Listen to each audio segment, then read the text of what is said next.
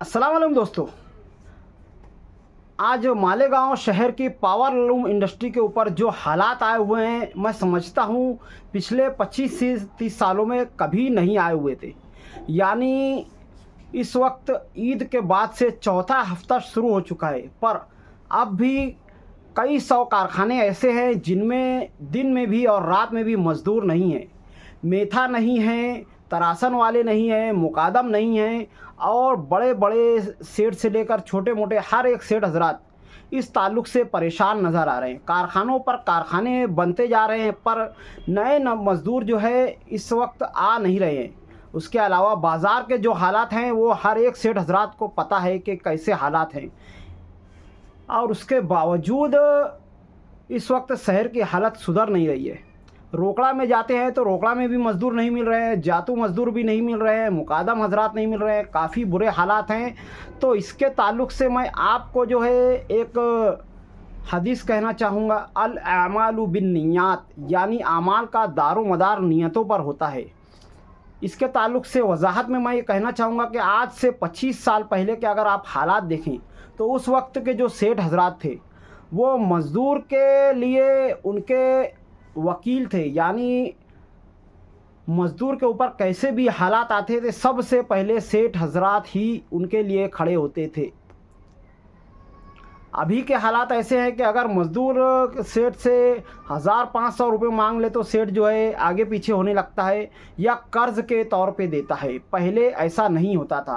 पहले अगर मज़दूर के घर में कोई बीमार पड़ता था, उनके माँ बाप या उनकी बीवियों का डिलीवरी का कोई मसला होता था, तो सबसे पहले सेठ हजरात खुद अपने खर्चे पर उनको दवाखानों में ले करके जाया करते थे और पूरा खर्चा उठाया करते थे, और वो भी कर्ज़ के तौर पर नहीं।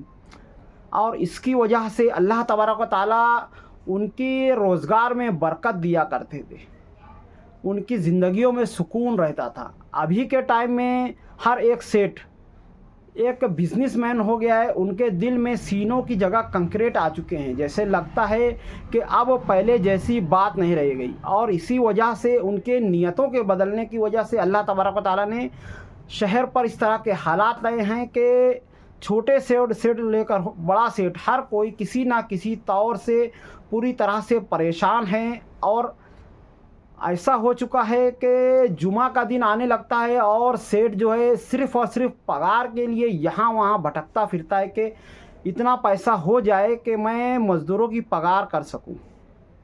जबकि एक सेठ के पास 20 लूम से लेकर के 200 लूम के ऊपर तक के कारखाने हैं।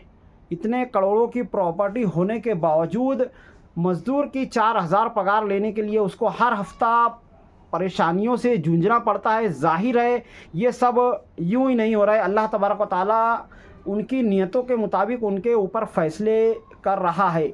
अब ज़रूरत यह है कि हमारे शहर को एक बार फिर इंसानियत का दर्स देना चाहिए। जो इंसानियत, जो भाईचारगी हमारे शहर से निकल चुकी है मज़दूर और सेठ के आपसी ताल्लुक़ में, उसको वापस दोबारा से लाना ज़रूरी होगा, और इसके लिए ज़ाहिर है सेठ हजरात को पहला कदम उठाना होगा। इस वक्त मैं अगर किसी सेठ से ये बात कहूँ तो वो मज़दूर की गलतियाँ गिनाने लगता है। मैं चाहूँगा कि आप इन चीज़ों को नज़रअंदाज करें। अगर आपका कोई मज़दूर पैसा लेकर भागता है, ऐसा कुछ करता है 200-500 से लेकर जो भी है, तो आपको इस ताल्लुक़ से दिल बर्दाश्ता नहीं होना चाहिए। आपको अपने कारोबार को सही करना चाहिए, अपने मज़दूरों को घर जैसा फ़ील कराना चाहिए। सिर्फ़ और सिर्फ चम्मचों की खबरगिरी करने की बजाय जो आम मज़दूर है, जो खुददारी से आपके यहाँ पर काम करते हैं, सबसे पहले आपको उनका देखना होगा। क्योंकि चम्मच हजरात या फिर जो भी बेगैरत होते हैं वो तो मांग कर अपना गुजारा कर लेते हैं, पर जो खुददार मज़दूर होते हैं, खुददार कारीगर होते हैं, वो कभी भी अपनी ज़ुबान से अपने हालात को बयान नहीं करते हैं। ज़रूरत इस बात की है कि हमारे शहर के सेठ हजरात अपने मातहतों, अपने मज़दूर हों, मुकादम हों, तराशन वाले हों, उनकी परेशानियों में शामिल हों, उनके घर के हालात से वाकिफ़ हों। पहले ये होता था कि अगर किसी मज़दूर के लड़के या लड़की का रिश्ता लगता था या फिर किसी मज़दूर का भी रिश्ता लगता था, तो उसकी रिपोर्ट निकालने के लिए उसके ससुराल वाले, लड़की वाले या लड़के वाले सेठ हजरात के पास आ कर के पूछते थे कि फुला लड़की कैसी है, फुला लड़का कैसा है। इतना ज़्यादा सेठ हजरात पर एतबार किया जाता था। और अभी के हालात ऐसे हैं कि मैं समझता हूँ कि इतनी दूरी हो चुकी है सेठ और मज़दूर हजरात के बीच में कि जिसकी कोई इंतहा नहीं है। ऐसा लगता है आपस में दुश्मनी का एक रिश्ता जो निभाया जा रहा है, मजबूरी का रिश्ता निभाया जा रहा है। हमारे सेठ हजरात को चाहिए कि बिज़नेस माइंड से हटकर एक मुसलमान के ताल्लुक़ से अपने आप को सोचें। हमें समझना चाहिए कि हमारे मातहतों के ताल्लुक़ से अल्लाह तबारक व तआला रोज़ क़यामत पूछेंगे। अल्लाह का डर पैदा करें, मज़दूर की मोहब्बत अपने दिल में पैदा करें। अगर एक मज़दूर आपके यहाँ पर काम करने के लिए आता है तो अब ज़रूरत इस बात की है कि आप ये समझें कि अपनी ज़िंदगी का आधा हिस्सा वो आपके कारखानों में गुजार दे रहा है। यानी 24 घंटे रोज़ के 24 घंटों में से 12 घंटे वो आपको दे रहा है। और उसके बावजूद अगर उसके घरों में परेशानियां हैं तो हर एक सेठ को चाहिए कि आगे बढ़ करके उनकी परेशानियों को दूर करने के लिए दामे दिरमे कदमे सुखने हिस्सा लें। आज हमारे मालेगांव शहर के सेठ हजरात का ये हाल है कि वो मसाजिद और मदरसों को चंदे तो बराबर देते हैं, पर अपने खुद के मज़दूरों के ताल्लुक़ से उन्होंने आंखें बंद की हुई है। बहुत ही दुख की बात है कि जो आपसे रोज़ाना दिन का पूरा हिस्सा या रात का पूरा हिस्सा आपके कारोबार को बढ़ाने में मेहनतें कर रहा है, आप उनकी तरफ से आंखें बंद किए हुए हैं, आप उनको परेशान कर रहे हैं। पिछले रमज़ान में अपनी आँखों से मैंने देखा है कि किस तरह से मज़दूरों पर जुल्म किया गया।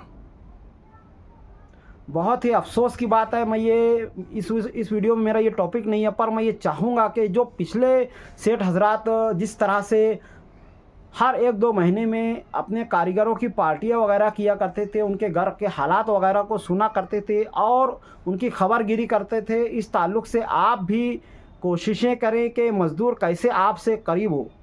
ज़ाहिर है जिस तरह से आप लोगों का इस वक्त फंडा है सेठ हजरात का, अभी का तौर पे मैंने काफ़ी सेठ हजरात से उनके ख़यालात पूछे तो उन्होंने यही कहा कि मज़दूर जब तक मजबूर होता है तभी तक मज़दूरी करता है। उनके इसी ख़याल की वजह से नए मज़दूर जो है पावर लूम इंडस्ट्री में आने से कतरा रहे हैं, कारखाने वगैरह बढ़ते जा रहे हैं, मज़दूर नहीं आ रहे हैं। ज़ाहिर है हमारे शहर का रोज़गार अब इस काबिल नहीं रह गया है कि बाहर से आना तो दूर की बात है, जो शहर के मज़दूर हैं वही इस पर सही तरीके से काम कर सके। और यही इस वक्त इस बात से होता आ रहा है कि बड़े बड़े कारखाने बंद पड़े हुए हैं, भंगार पड़े हुए हैं। अभी ऐसा हो रहा है कि रात में मुकादम नहीं लगाया जा रहा है, पैसा बचाने की हर एक कोशिश की जा रही है, पर किस तरह से अपने कारोबार को सुधारा जाए, अपने मज़दूरों को अपने से करीब किया जाए, इस ताल्लुक़ से कोई कोशिशें नहीं की जा रही है। महंगाई के इस दौर में पहले जो है हर साल कुछ ना कुछ मज़दूरी बढ़ा करती थी, पर आप भी देख रहे हैं कि पिछले 8-10 सालों से मज़दूरी नहीं बढ़ी है। अगर सही तरीके से इस वक्त मज़दूरी बढ़ती रहती तो मैं समझता हूँ कि हर मज़दूर कम से कम 5 से 6 हज़ार रुपये हफ्ते की इस वक्त पगार उठाता और इस तरह से नए नए मज़दूर भी आते और मज़दूर हजरात का भी भला होता, सेठ और मज़दूर के आपस की दूरी भी ख़त्म होती। पर यहाँ पर ऐसा नहीं हो रहा है। इस वक्त ना ही मज़दूरी बढ़ रही है, ना ही हक़रसा बढ़ रही है। और मैं जब ये कहता हूँ तो काफ़ी लोगों को मिर्ची भी लगती है। ज़ाहिर है सच कड़वा होता है और सच को बर्दाश्त करना किसी जाहिल के बस की बात नहीं है। सिर्फ़ और सिर्फ कोई अहले इल्म ही, कोई समझदार इंसान ही, कोई मुसलमान, सच्चा मुसलमान ही इस सच को बर्दाश्त कर सकता है कि महंगाई के हिसाब से शहर में मज़दूरी नहीं दी जा रही है। और इस बात पर हर एक सेठ को गौर करना ज़रूरी है।